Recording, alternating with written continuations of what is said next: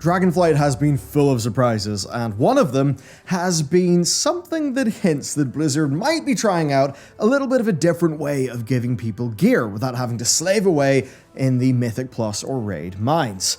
Now, it would be a shame for Blizzard to make so much content out in the world only for it to become irrelevant, right? And without making the same mistakes that they did before with Titanforging, though a little bit of the idea echoes here. There are also some small changes in how Blizzard gave out loot that we'd like to call out too, because on paper it's kind of dumb and pointless, but in reality it might be, well, pretty damn smart. Like today's sponsor. Our patrons with the new December loot, which if you are on our Patreon through the end of December on the tier, then you'll get this awesome pin, as well as, of course, everything else that is going on there. We've got the class card, got the awesome art, of course, videos as we make them, so early, and a whole bunch else. It's a lore walking podcast, and we are making big old plans to put more and more into that as time goes on, especially in the new year. So, patrons, thank you. You are honestly the backbone of what we do as we try to make more ambitious series like the Big Dragon series, which we definitely want to do more of in the future. It's you guys who are keeping it real, making it all possible. So, name of the credits, awesome loot, more great shit like that. Hit up the link down below. Most rares drop up to 369 or 372, which is basically Mythic Zero gear, but there were reports that, as people started to get their item levels up thanks to the Titan Training Matrix crafted gear and doing the Mythic Zero World Tour, that certain rares were dropping all the way up to item level 385.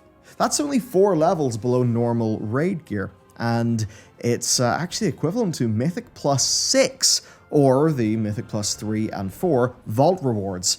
And that is pretty damn respectable for, I guess, sort of free loot from rare mobs, which is worth discussing, but we'll get back to that.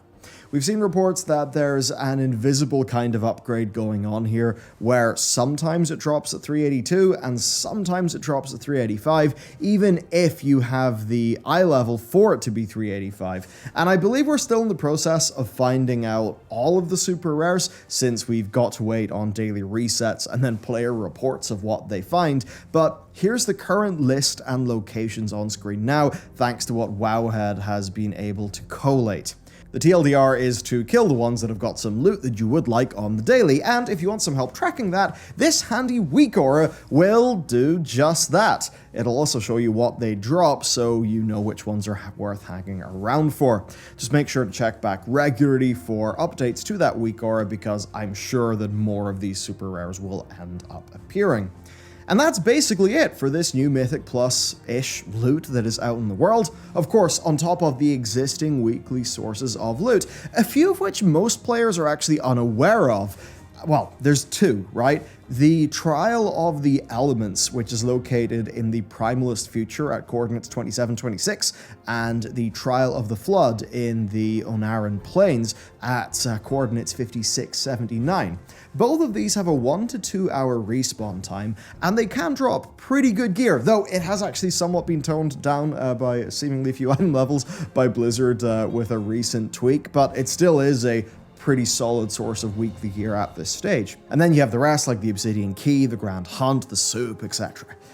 And people have rightfully compared the super rare idea to a little bit of Titanforging because it's basically unexpected and randomly bigger loot. But there is a bit of hope to be found here. You see, Titanforging was Blizzard trying to solve 2 pretty major gear problems in the game. Problem 1 was that, to feel like you're progressing, you need to do harder content.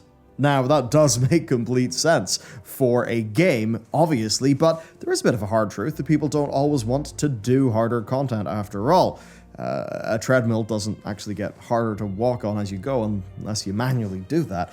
Especially in WoW, where the jump in difficulty is often, it is a completely different experience, and at Mythic, it's even a different group size. When players can't get more gear, they theoretically just stop playing the game. So Blizzard put Titanforging in, back in Legion, to try and fix this. well, I mean, technically Titanforging existed in the form of the Thunderforging, the Warforging, but you get the point. It was really Legion where it just became almost uncapped and crazy.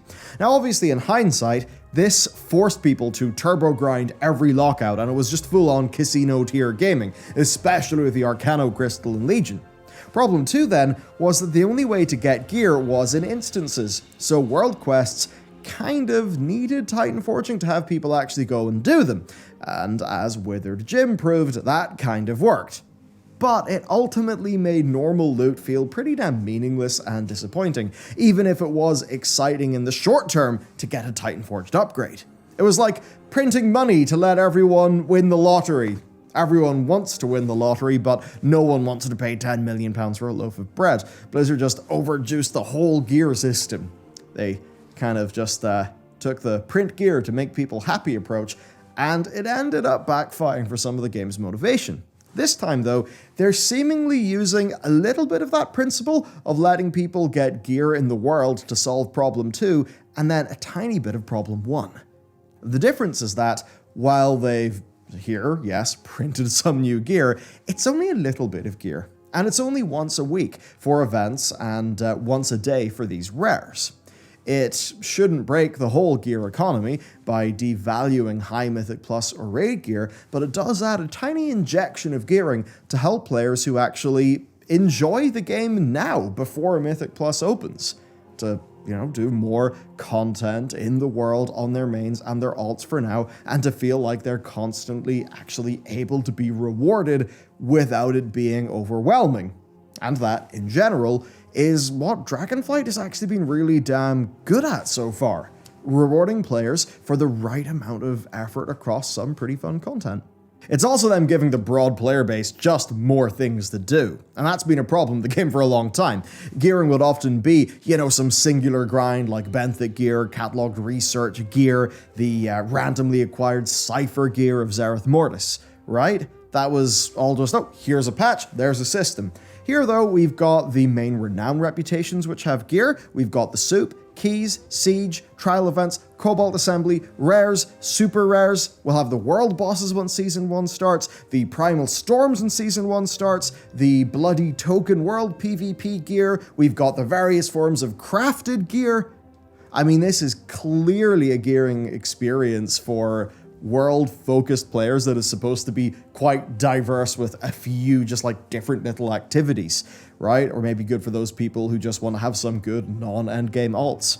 At the very least, it's far more varied gameplay, right, than just, run around a circle in Korthia for a long time in a monolithic farm.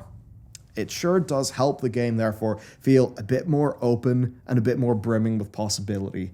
And I think that's something that's really helped it actually go down pretty damn well. But there is another thing to talk about here.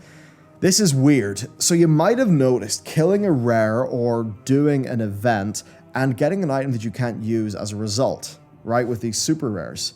In Wowhead's post about the super rares, they use the term, sometimes you'll just get a piece of loot you can't use, which is true. It seems you kill these rares, you just get something from their loot table. And I have to wonder, is this part of the design? It could be a bug, but if it was part of the design, then it is, a little bit similar to a lottery where you can almost win, but still get something out of it, right? Getting gear that you can't use from a rare or an event is kind of like that partial win in a lottery. It gives a sense of possibility instead of just, killing something multiple times in a row and just having a little gold pop up. Now, getting a piece of loot that's not the loot that you want is not as good as, getting real loot, but you can still, of course, vendor it or disenchant it. And I wonder if this is what Blizzard is going for, a feeling that you almost won and that maybe next time you will, versus week after week after week getting nothing at all. In the same way that with the lottery, somebody can get, half the numbers right, and they feel like, oh shit, I kind of got close to that, and then that ends up egging them on to do more. Which in the case of the lottery is, a transparent scheme. Should we think about that? I don't know, what do you think about it, right? Is that good? Is it bad? I'm sort of presuming here that in a system like this versus personal loot, where personal loot is just yes, no, like that's a lot less motivating in the same way that if a lottery ticket just said you won, you didn't, that would be less motivating. I have to wonder if a higher frequency of wins, so getting something, be that partial or exactly what you want, I have to wonder if that ends up psychologically being more motivating over time versus just the yes, no that has been personal loot. Again, think about how Blizzard has done things with, with group loot, right? Where the way the group loot works is just, hey, the bosses, they have loot. Kill the bosses and the loot will drop. If a hunter weapon drops and you don't have a hunter, well, tough shit, you didn't have a hunter. I wonder. We talk about the psychological stuff in terms of what may or may not actually be effective when used, I guess, on or against players.